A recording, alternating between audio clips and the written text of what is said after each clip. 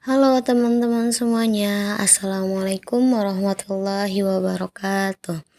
Perkenalkan, nama saya Laila Nurdiana dengan NIM 211340124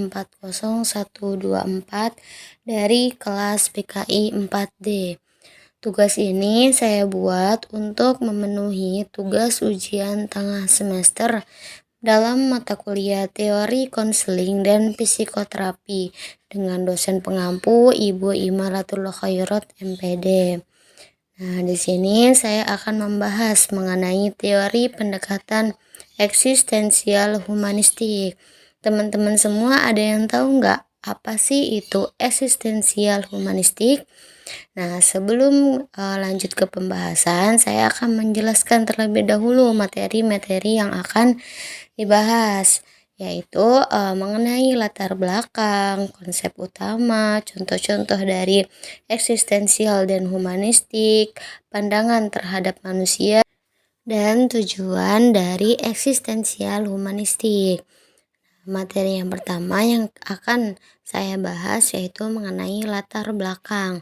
Nah, jadi latar belakang dari pendekatan eksistensialistik itu yakni aliran humanistik, yakni salah satu aliran dalam psikologi yang muncul pada tahun 1950-an dengan akar pemikiran dari kalangan eksistensialisme yang berkembang pada abad pertengahan.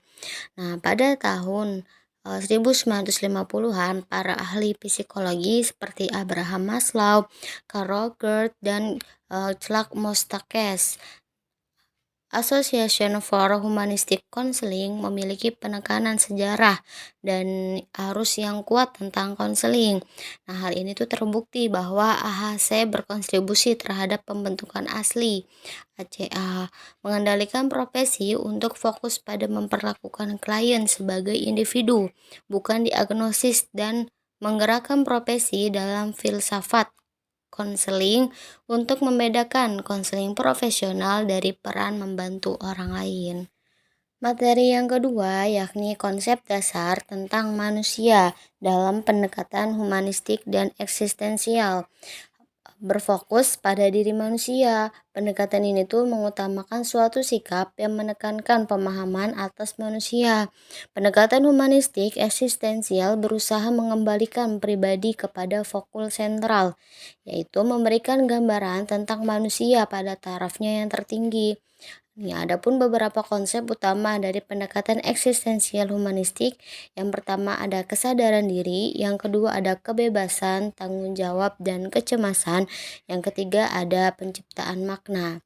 Nah, materi yang ketiga yakni contoh-contoh dari eksistensial dan humanistik. Yang pertama yaitu contoh eksistensial. Contoh dari eksistensial itu mengenai narkoba dan free sex dalam masyarakat.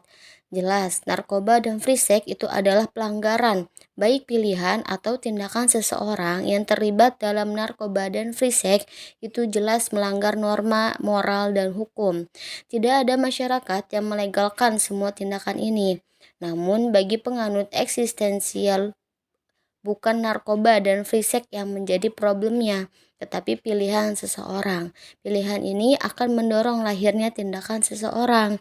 Jika seseorang menilai narkoba dan free sex itu adalah positif, maksudnya itu mendatangkan keuntungan bagi dirinya sendiri, membuat manusia melupakan segala problem hidupnya, membuat lapangan pekerjaan karena banyaknya pengangguran, maka narkoba dan free sex akan dilakukan. Akan tetapi sebaliknya, jika hal ini dianggap negatif, maka itu tidak akan dilakukan.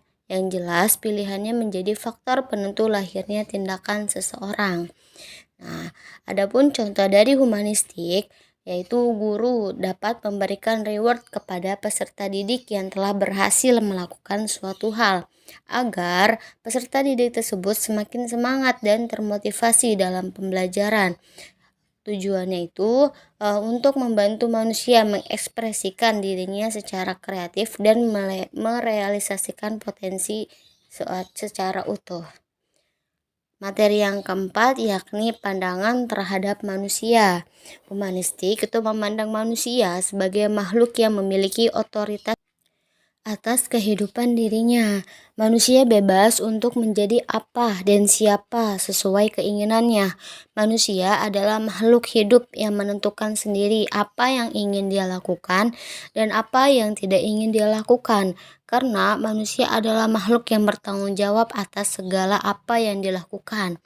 Materi yang kelima, yakni tujuan dari eksistensial humanistik. Nah, menurut Gerald Corey, itu ada beberapa nih. Yang pertama, yaitu agar klien mengalami keberadaannya secara otentik dengan menjadi sadar atas keberadaan dan potensi-potensi serta sadar bahwa ia dapat membuka diri dan bertindak berdasarkan tanggung jawab atas segala apa yang dilakukannya. Yang kedua, yaitu untuk meluaskan kesadaran diri klien, karenanya meningkatkan kesanggupan pilihannya, yakni menjadi bebas dan bertanggung jawab atas arah hidupnya.